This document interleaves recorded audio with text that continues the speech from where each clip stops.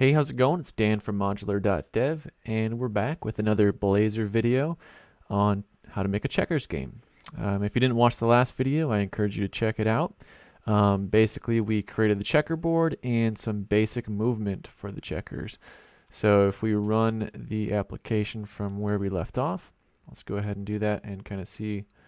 Actually, hold on. I should have the server project set up as the startup project. All right, let's run that.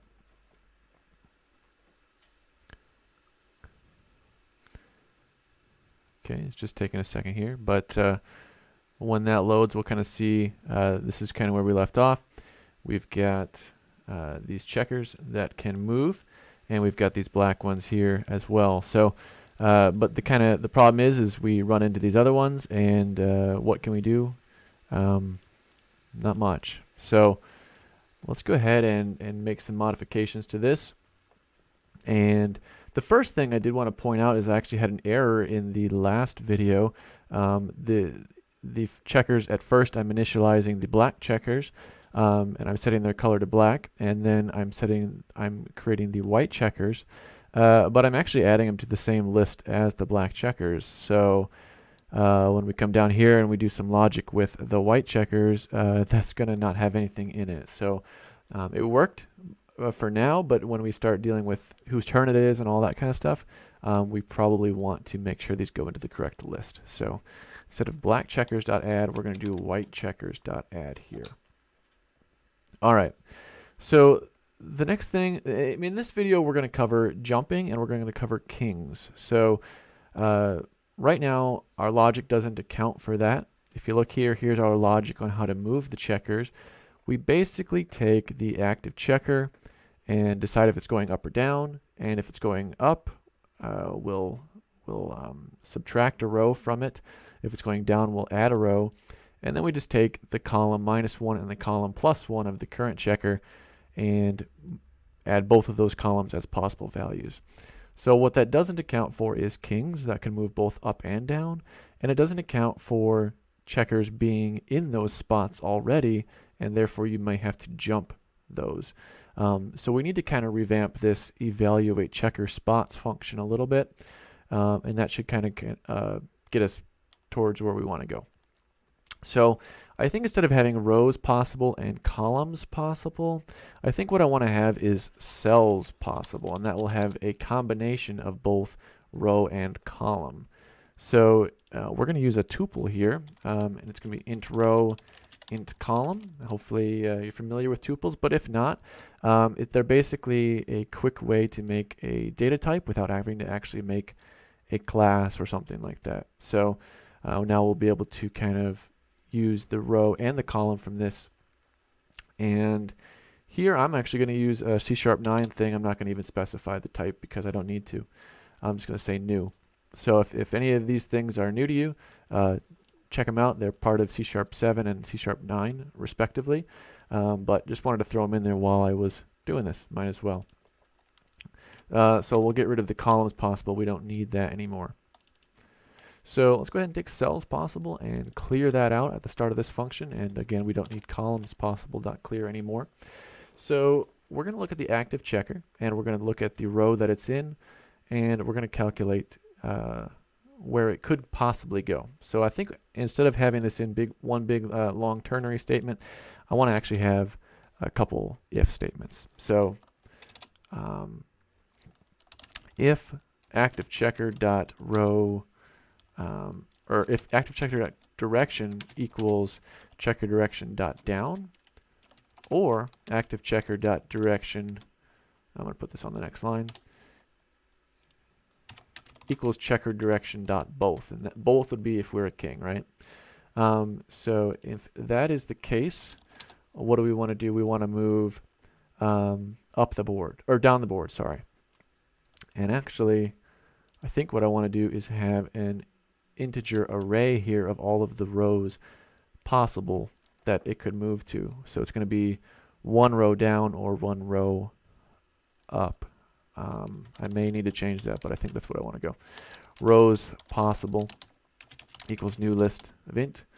And here we're going to add rows possible.add active checker dot row plus 1. So we're going to put that in this if statement, and then we'll do another if statement here. If active checker dot direction equals checker direction dot up, or active checker dot direction equals checker direction dot both. So in this case, you're going up the board or you're a king, and we'll go ahead and add rows possible dot add active checker dot row minus 1. So when we do that, we should have 1 or 2 rows in this list. We should never have 0 because our checker will always have some kind of direction. So we'll always have either 1 or 2 rows in here. And now we'll go ahead and delete this. We don't need this anymore. For each var row in rows possible, we want to evaluate the columns possible for that row as well. So let's go ahead and do cells possible dot add. This is going to take a tuple. So we'll do row and then active checker dot column minus 1. And then we'll duplicate that, and instead we'll say plus 1. So now cells possible is going to have 2 or 4 items in it, depending on if it was if it was a king or not a king. So now instead down here we can say it can move here if cells possible dot contains row column, instead of looking at both the lists like we were doing in the previous video. And actually I'm just gonna remove this console.writeLine because we don't need that anymore. And down here we're getting a bunch of red squigglies, but I think they'll go away here in just a second. We're going to do cells possible dot contains, in this case ij, because we're inside of this for loop. All right, all of the squigglies went away. So we should at this point have all the logic that we previously had working again, but with cells possible instead of rows and columns. So let's go ahead and run this, see if that's working.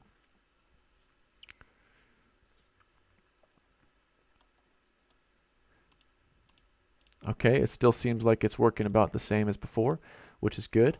Let's go ahead and update some of these things. So now that we've done it this way, we can check to see if the cell that it's trying to move to has a checker already in it. And just for now, if it does, we will not allow them to move to that spot. So I think I'm going to make another function here that says void evaluate spot, I guess. Int row, int column, we'll take in. And what we're going to do here is we're going to find any black checkers and any white checkers at that spot. So let's go ahead and do var black checker equals black checkers. That's our list. Dot first or default.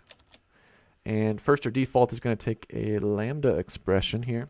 So we're going to do where n dot column equals column, and n dot row equals row. All right. I'm going to move that, I guess, down a little bit as well.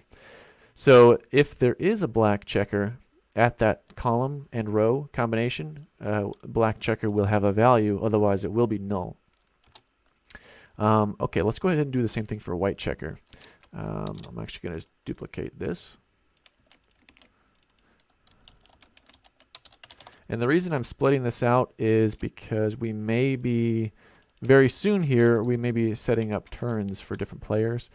So if it's the black person's turn and they are moving a black piece, they could jump a white checker versus obviously they can't jump their own checker. So that's why we're kind of separating this out for right now. All right, so let's go ahead and do if black checker not null and white checker not null. Then we'll go ahead and add to the cells possible list.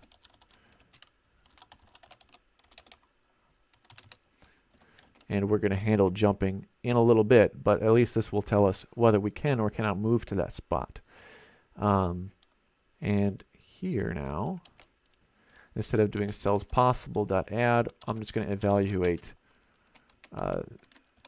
that cell by calling evaluate spot. I know I'm going a little fast, so if you have any questions either during the video or after the video, go ahead and let me know. But I think this should take care of it.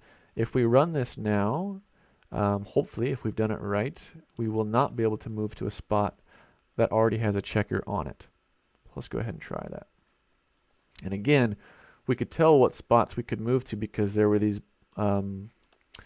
blue squares here. And it looks like something's wrong. We're not getting any blue squares here. So let's see what happened. Okay. Evaluate spot. Let's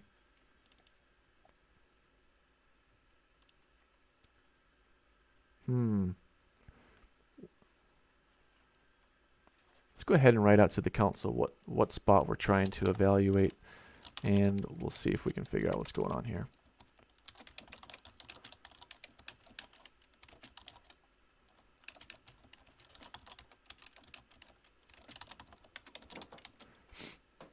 Let's try that.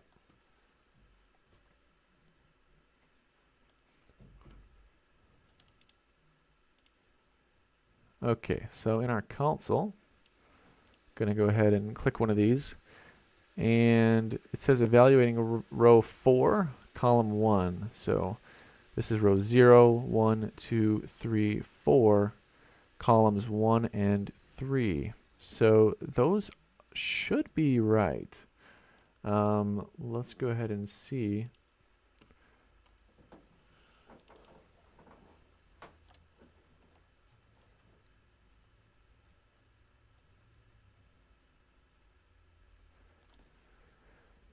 Okay. How about at the end of all of this, let's go ahead and write out each. Actually, you know what? Let's try debugging. I don't usually debug WebAssembly because it does take a little bit of time, but hey, let's try it out and see what we get. To do that, I've got to go in my launch settings and make sure that I have it all set up, which I do. So I'm going to go ahead and we'll put a breakpoint right here and hit debug.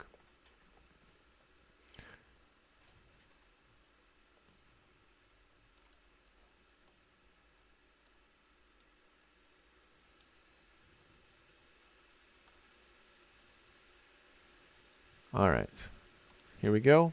I clicked that. We're going to evaluate. Whoops. All right.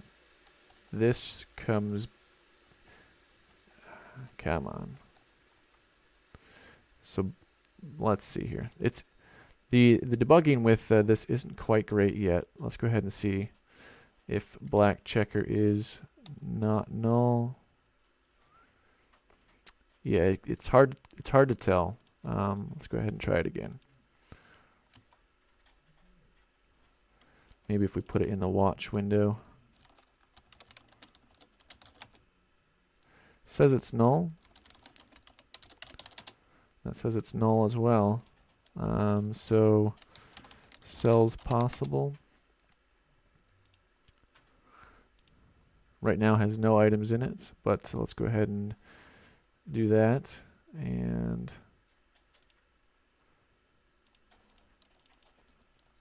so it would be nice if I could just hover over it and look at it, but for whatever reason it doesn't let me do that. Let's try it again. It's claiming it has no items in it. I don't know if I believe that. At the end of this, let's go ahead and write out.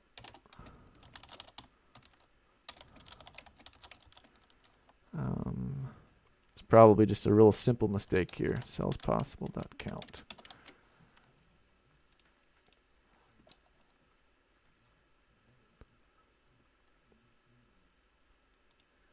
Okay. It does say 0. It does say 0. Okay. Oh. This should be, it is null, not equal null. So if they're both null, then we add it to the cell as possible. That would make sense. There we go. So now when we move here, we cannot move to this spot, which is exactly what we want.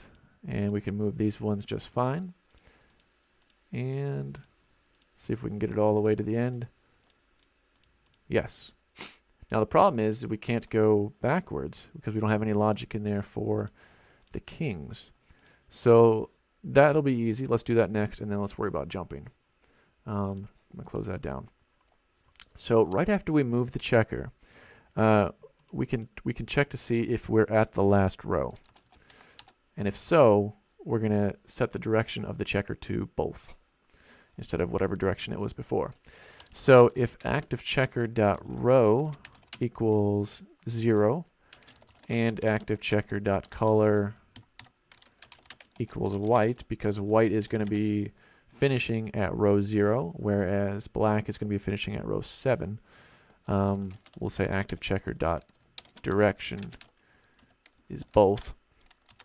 And then we'll say if activeChecker.row equals 7 and activeChecker.color equals black. And we'll set it to both. So that should be all we have to do for kings. I probably will do, let's go ahead and add a little bit of a class here. Or you know what, instead of a class, let's just write out something if it is a king. So we'll say checker, checker dot direction equals both. And if that's true, we're going to put out a K. Otherwise, it's just going to be blank. So that'll kind of give us a signal if it's a king or not.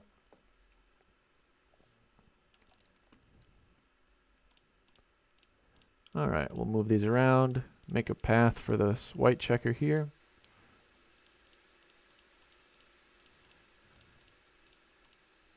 Okay, and our K is not centered, but you can see that it's there, and now I can move backwards. So let's make sure that the black checkers can become kings as well.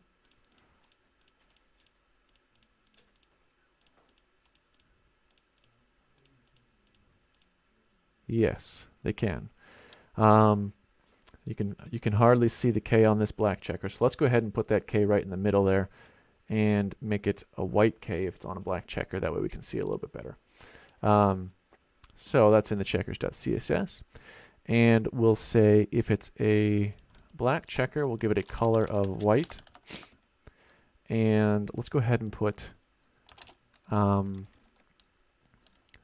say checker span, because our K was in a span. Let's just say text align center, and we'll give it margin top of, I don't know, 10 pixels. And we'll give it a display of block. I think it was inline, so I'm not sure if we can use margins on that. Just to be safe, let's try that.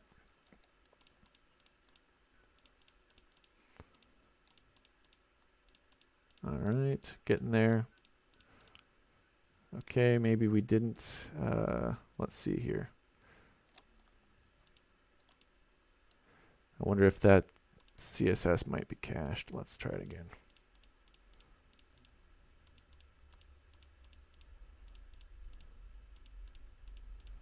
Okay. There we go. That's good enough. Let's make sure that the black checker can get it on it.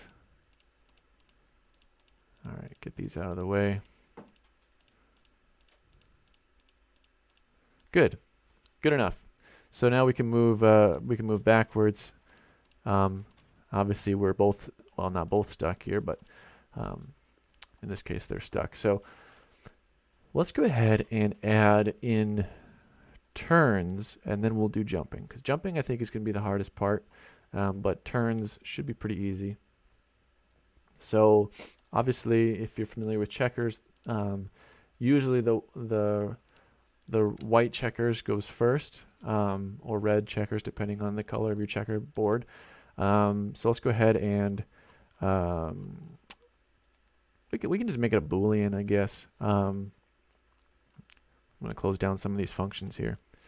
So bool white turn. And we'll just set that to true at the start. So if it's the white turn, then we're allowed to move the checker.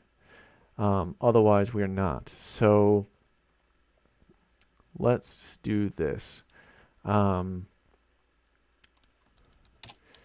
If white turn and is it active checker?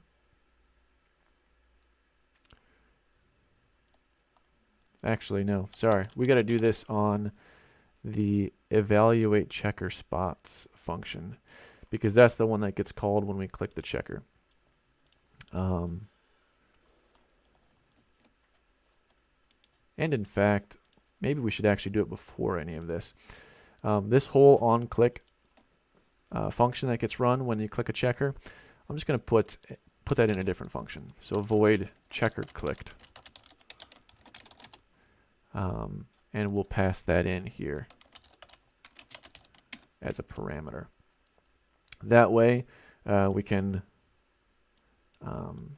execute a lot of code as much as we need. So let's go ahead and do evaluate, or no, checker clicked. All right, I think that's correct. Let's go ahead and put what we had in there. All right, so if white turn and checker.color equals black, we'll just return because we don't want to do anything. If not white turn and checker.color equals white, we'll return. And that should allow us to only check certain colors, or only check certain checkers, sorry. And then after we move, and we set the active checker back to null, let's just set white turn equal to not white turn. And that will just flip it from true to false or false to true. So if we do that, we should now have turns. Let's go ahead and try. Off the bat, we shouldn't be able to move a black checker. And I'm trying to click it, but it's not letting me. So I can click a white one. And now we move it here. And now I'm trying to click it again, and it won't let me. So I have to click a black one, and so on and so forth. So it does appear to be working, which is great. So with all that being said, let's go ahead and try to tackle jumping, because obviously jumping is a little bit complicated. I've been putting it off, but I think now is the right time to do it. So let's go ahead, and this is going to be in the evaluate spot method, I think. I think that's the best place to put it. So I guess let me bring up the checkerboard and kind of explain what I'm thinking about doing here. If we click this one, we're essentially going to evaluate both of these spots. But because this one is filled, it has a checker right now, we're ignoring it. But instead, what we really should be doing is trying this spot right here. And if that's available, then we should be allowed to click that spot. And so let's go ahead and try that. Basically, what we're going to do is we're going to take the column and figure out if it's to the left or to the right of our current checker. And if it is to the left, we're going to go one more space to the left. So let's go ahead and try that first. So we have this here.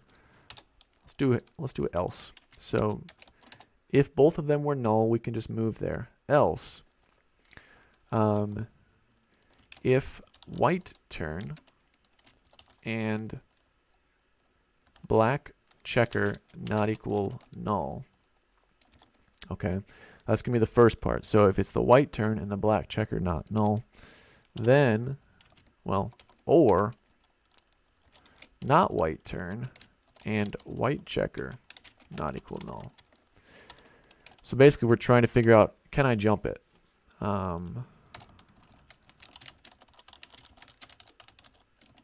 wait, sorry, white checker. Can I jump this checker? This kind of is the logic that we would use to determine if we can. So if we can, what we're going to do is we're going to determine, let's look at the active checker dot column and compare that to column, and we'll set this equal to the difference. It's called column difference. So that's either going to be 1 or -1. So if column difference less than 0, we'll subtract another one from it. Else if column difference, I guess I could just do else here. Else,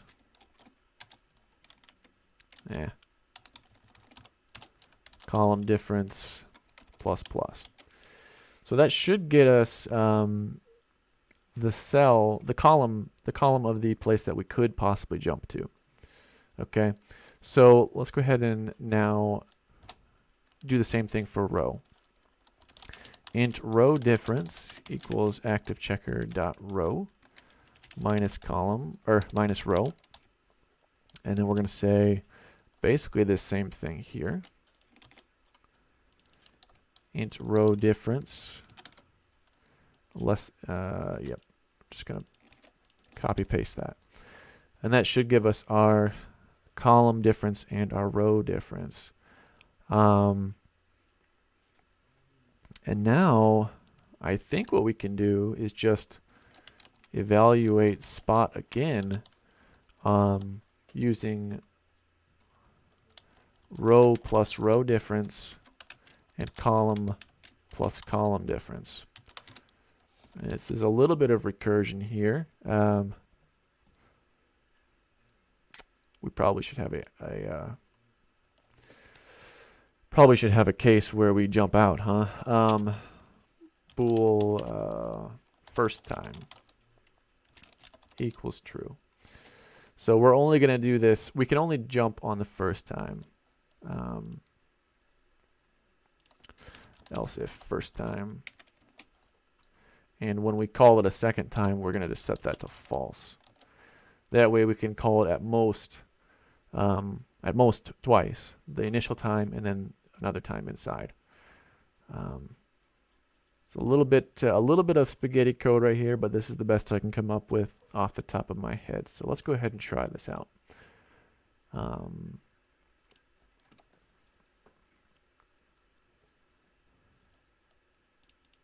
Okay, so if we move,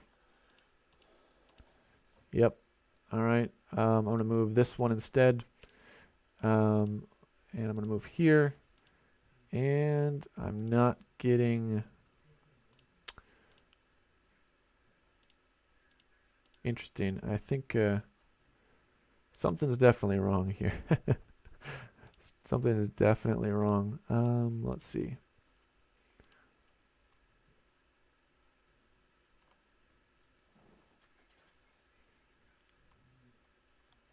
Let's go ahead and maybe write out to the console what we're trying to do.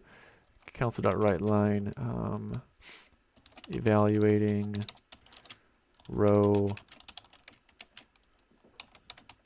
column,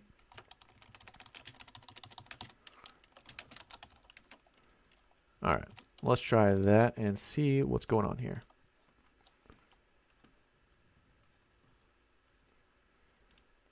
Okay, and let's try this one actually. So here it looks like we were evaluating row 3 and column 6, and then we decided to evaluate row 5, column 4, when actually it should have been row 2, column 7. So I think maybe we went the wrong way here. Let's look.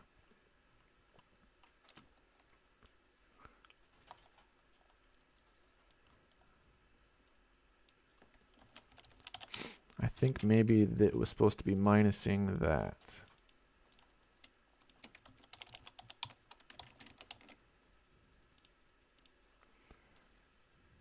We'll see.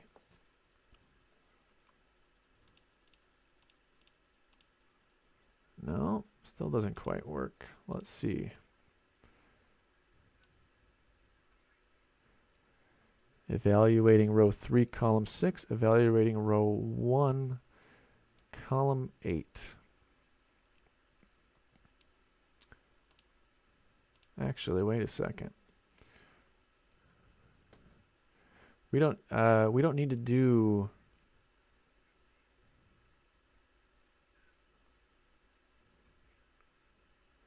I don't think we actually need to do this, because if we call this again, we'll already have the difference, and we'll just call it again, I think. I'm just going to comment that out. I don't want to delete it if we don't need it, or if we do need it later, but I think I maybe doubled up here. I think just getting the difference and then adding it to it again will work. So let's try that.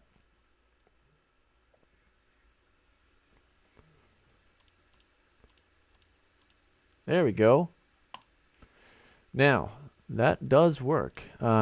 We just got to take the checker off the board if it gets jumped. So we're getting there. So basically, let's go ahead and think about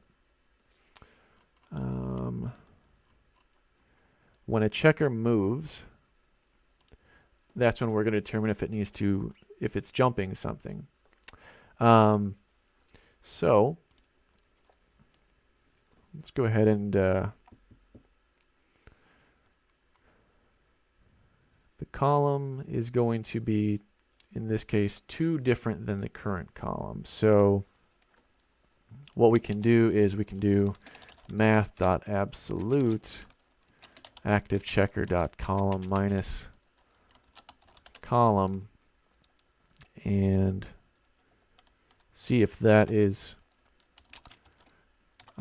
greater than, I'm going to say 1.5, just because I think it should be 2. Well, we're using a decimal here. No, we're using an int. Never mind. Sorry, ignore that. If it equals 2, then we know we jumped something. Right? So what we want to do then is we want to take the column in between them and the row in between them. So what we need to do is basically take the average of those two things. So activeChecker.column plus column divided by 2. We'll have to put that in parentheses. Okay, so let's make a int jumped column equals that. And we'll do int jumped row equals that same thing, but on the row side. And now we can determine what checker was at that spot. So we'll do black checkers dot first or default and dot row equals jumped row, and n dot column equals jumped column. Var black checker. I'm going to go ahead and put this on a different line.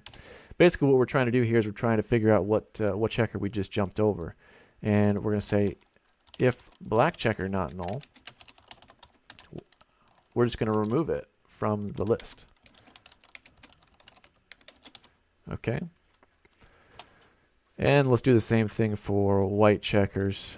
We could probably make this a little bit more efficient, but it probably doesn't matter too much.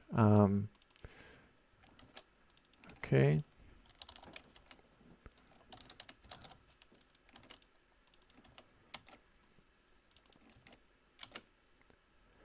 Okay, let's try that out. Hopefully we did that right this time.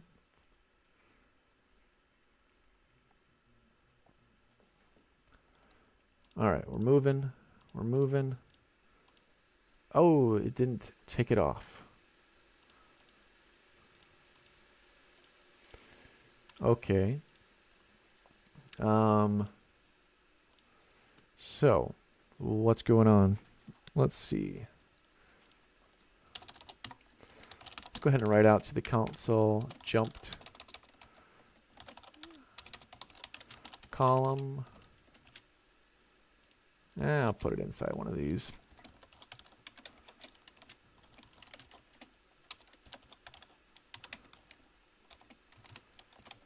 Okay, we'll look and see what we're getting here. Maybe our column isn't quite right. And actually, while we're there, I'm going to say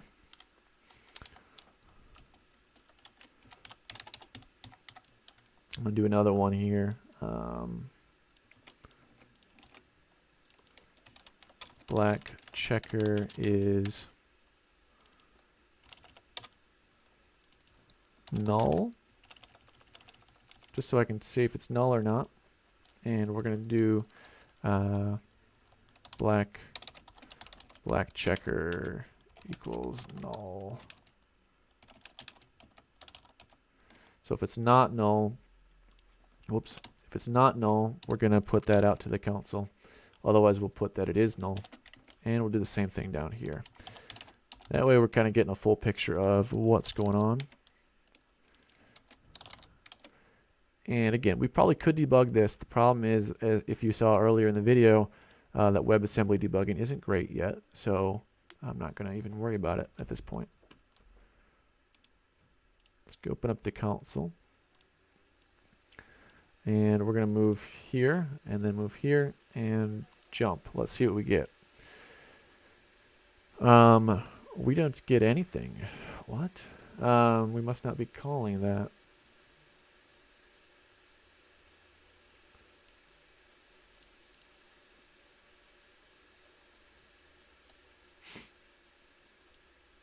Oh. This must not be. This must not be true. Okay.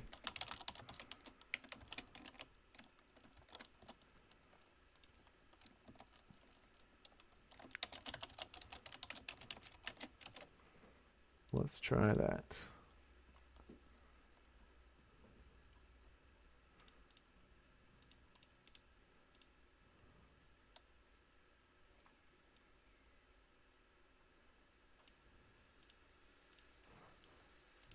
And we're getting zeros everywhere. Let's see what's going on. Oh, we already moved. We already moved. This needs to be, this whole thing needs to be above where we set the checker row and column.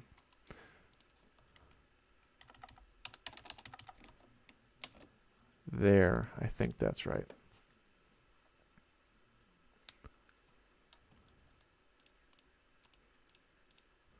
There we go.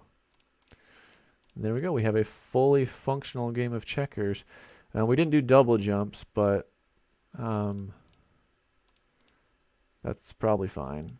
You can modify this to do double jumps if you want to. I think for the next video, I want to cover creating a multiplayer lobby that you could create a game and then join a game, and actually have a fully functional online Blazor game that I might actually leave on a website someplace. So I hope you enjoyed this. I know we covered a lot, and there was some things that had problems, but I think we got it all figured out. And definitely like and subscribe if you enjoyed this, so I know that you want more of this type of content. And as always, thanks for watching.